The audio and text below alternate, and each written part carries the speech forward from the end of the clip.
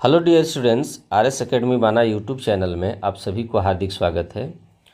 आज हम लोग कक्षा 10 का हिंदी सूरदास के पद का पाठ्य पुस्तक के प्रश्न उत्तर को करेंगे। इसका पहला प्रश्न है, गोपियों द्वारा उद्धव को भाग्यवान कहने में क्या व्यंग निहित है।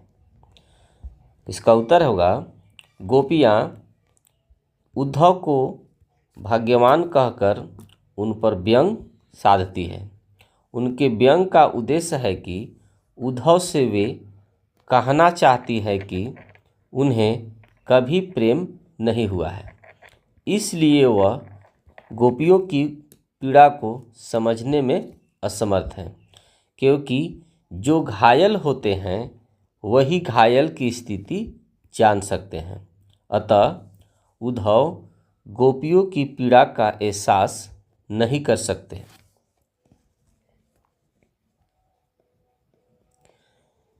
इसका दूसरा प्रश्न है, उद्धव के व्यवहार की तुलना किस किस से की गई है।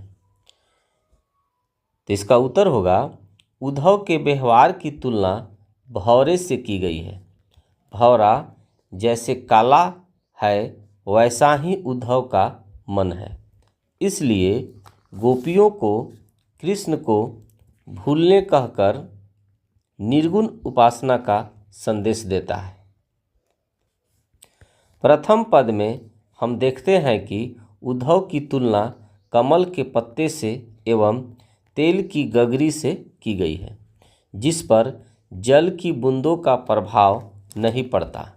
वैसे उद्धव पर भी प्रेम का कोई प्रभाव कृष्ण के साथ रहने पर भी नहीं पड़ा।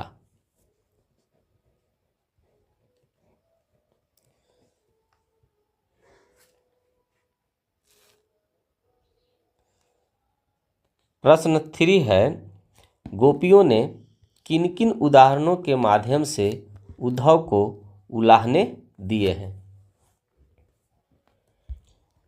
इसका उत्तर है, जब गोपियों को उद्धव ने निर्गुण उपासना का संदेश दिया तब गोपियों को यह मार्ग पसंद नहीं आया।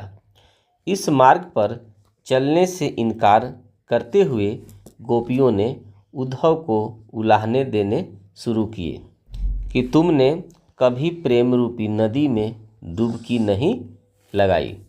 अगर किसी से प्रेम किया होता तो यह संदेश हमें न सुनाते।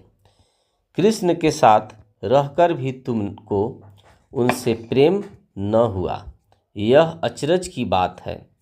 तुम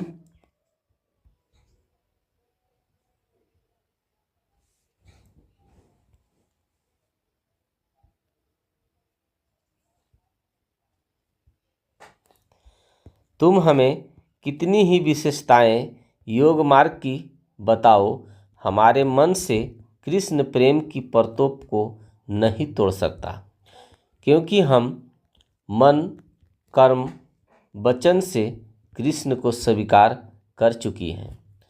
तुम तो जल में डूबे हुए कमल के पत्तों के समान हो, जो जल में रहकर भी उससे कभी भीगती नहीं। हम तो इतने दूर रहकर भी कृष्ण को भूल नहीं पाए हैं। तुम साथ रहकर भी उनको समझ नहीं पाए हो।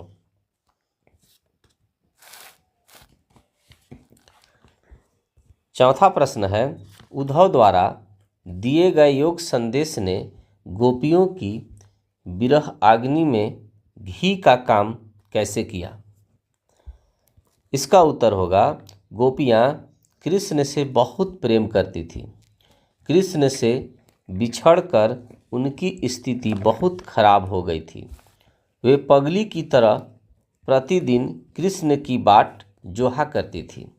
ऐसे में कृष्ण तो नहीं, उनका संदेश लेकर उद्धव आते हैं, जो योग मार्ग का संदेश लेकर आते हैं, जिसे सुनकर उनका हृदय टूट जाता है। वे विरह अग्नि में दहक उठती है। कृष्ण से मिलने की आशा टूट जाती है और वह अधीर हो जाती है।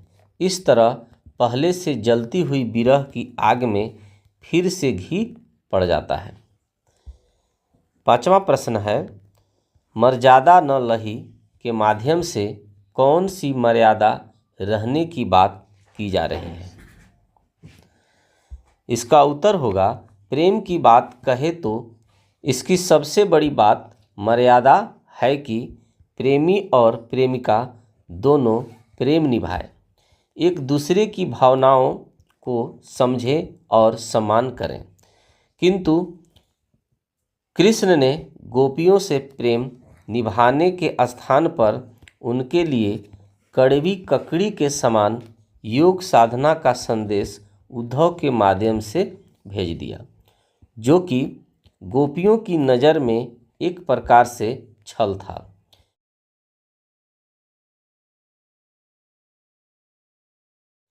इसी छल को गोपियों ने समझा कि कृष्ण ने हमारे प्रेम की मर्यादा नहीं रखी।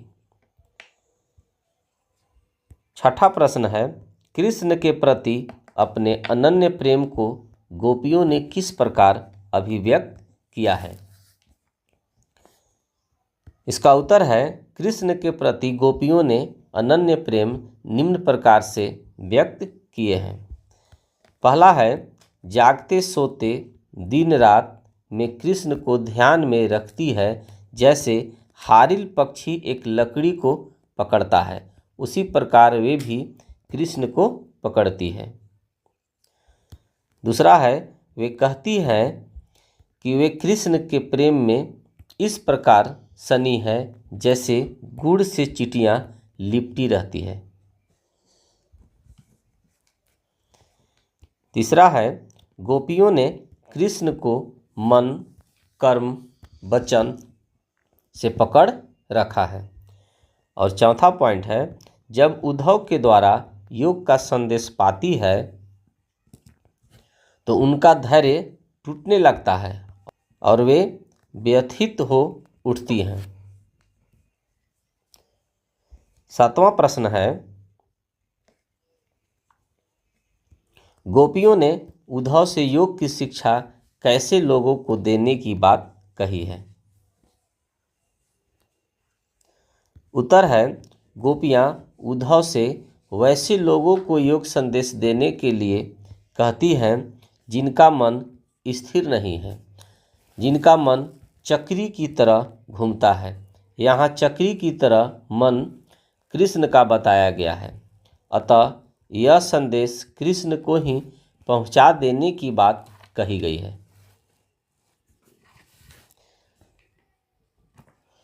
8वां प्रश्न है, प्रस्तुत पदों के आधार पर गोपियों की योग साधना के प्रति दृष्टिकोण स्पष्ट करें।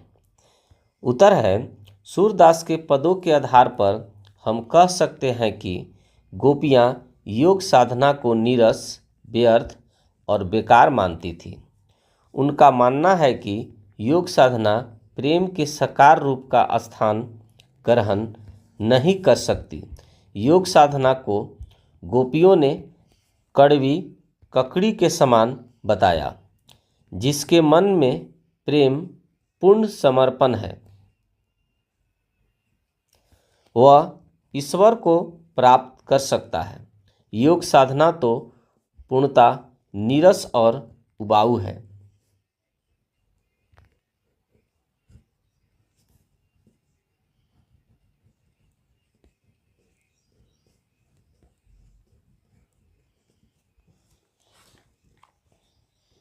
यह प्रेम की दीवानगी के चरम पद को कभी प्राप्त नहीं कर सकता। यह तो गोपियों को कृष्ण से दूर ले जाता हुआ दिखाई दे रहा है, अतः गोपियां इसे स्वीकार नहीं करती, जिसके कारण उनका विरह और बढ़ता हुआ दिखाई दे रहा है। इसलिए वे कृष्ण को निम्न प्रकार की उलाहना देने लगती है, जैसे सुनत जोग लागत है ऐसो ज्यों करुई ककरी, या बड़ी बुद्धि जानी जो उनकी जोग संदेश पठाए, या हरि है राजनीति पढ़ी आए। अतः उपरोक्त पदों के माध्यम से स्पष्ट है कि गोपियाँ योग साधना के प्रति सकारात्मक दृष्टिकोण नहीं रखती थी, उन्हें प्रेम मार्ग ही पसंद था।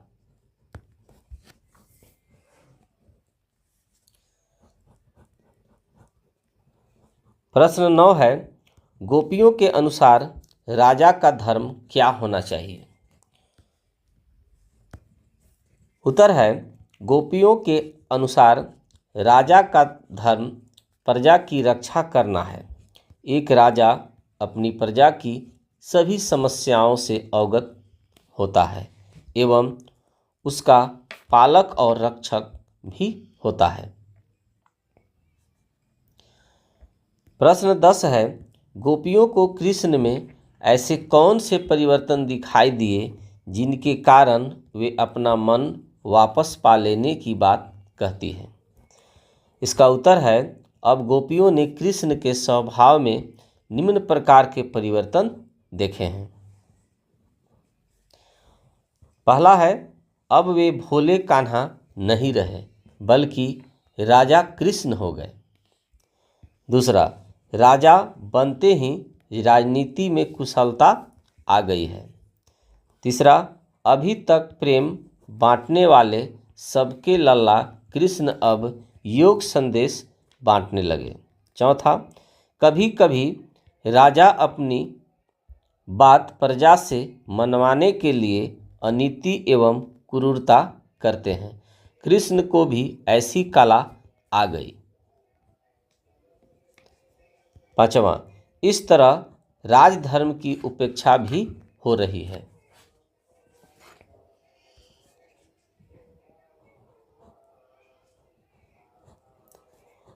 प्रश्न 11 है, गोपियों ने अपने वाक चातुर्य के आधार पर ज्ञानी उद्धव को परास्त कर दिया। उनके वाक चातुर्य की विशेषताएं लिखिए। उत्तर है, प्रेम की पीड़ा ने भोली भाली गोपियों को बिल्कुल वाक चातुर्य बना दिया था। तभी तो ब्रह्मज्ञानी उद्धव उनके सामने मूक बने रह जाते हैं। भोली भाली गोपियों के हृदय में कृष्ण के प्रेम का सच्चा ज्वार है।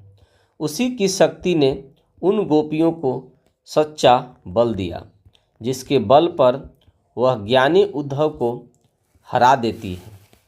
यह उद्धव का सिर्फ हारना नहीं बल्कि उनके ज्ञान के अहंकार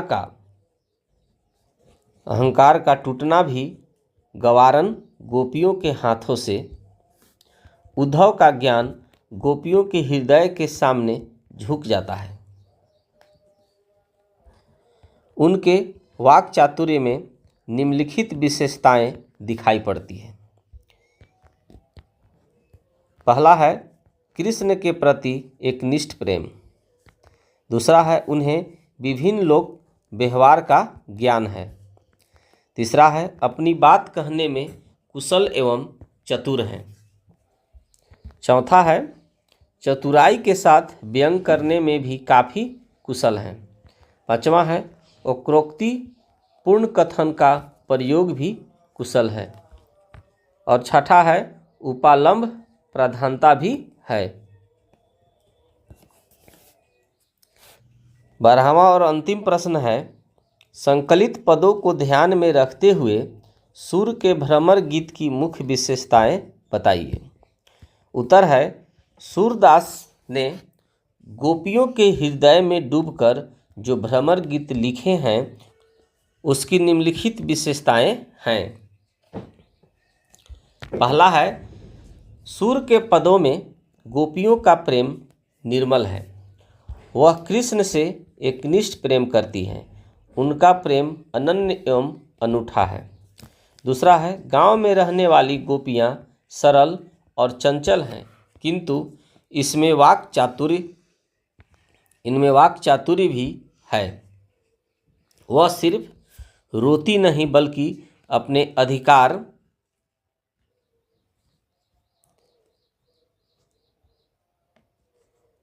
के लिए अपने भोले निश्चल तर्कों से उद्धव को परास्त करने की क्षमता भी रखती है।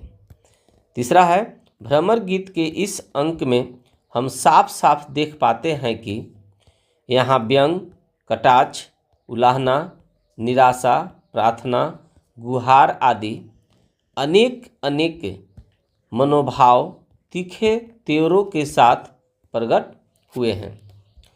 चौथा है, इन पदों को हम साफ साफ देख रहे हैं सगुण भक्ति मार्ग और ज्ञान मार्ग में द्वंद्व है।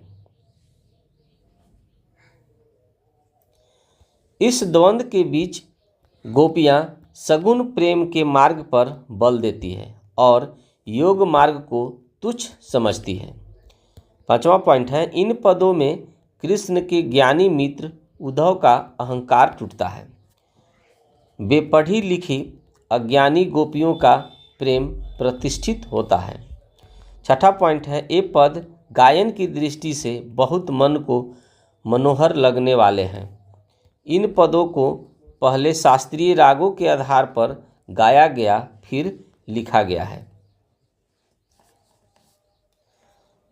सातवां पॉइंट है, श्रृंगार रस के विरह का सुंदर चित्रण इसमें दिखाई पड़ता है। साथ ही ब्रज भाषा की कोमलता, मधुरता और सरसता भरी हुई है। आठवां पॉइंट है, अलंकारों का सहज प्रयोग है, जिसमें अलंकार सहज जनजीवन की भाषा से लिए गए हैं। नवा पॉइंट है, जिन पदों में अलंकार का प्रयोग नहीं है उसमें सुर के हृदय की सरसता भरी पड़ी है। 10वां पॉइंट है, वैसे तो इन पदों के नायक श्री कृष्ण हैं, किंतु वह कहीं भी प्रत्यक्ष रूप से दिखाई नहीं देते। सारी बातें कृष्ण को ही लेकर हो रही हैं, लेकिन कृष्ण पर्दे के पीछे हैं। गोपियाँ उनके मित्र उद्धव से खुलकर अपने हृदय की बातें करती हैं। तो डियर गाइज, आई होप आपको यह वीडियो पसंद आया होगा। Thanks for watching.